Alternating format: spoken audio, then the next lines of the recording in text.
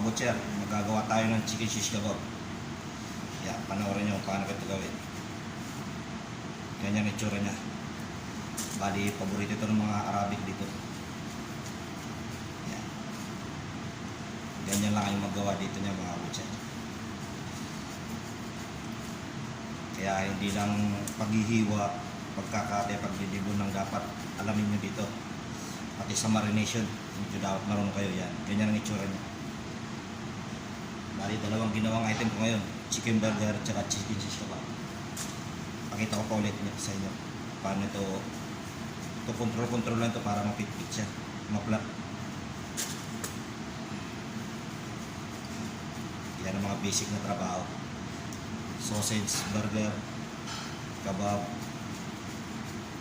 Yan.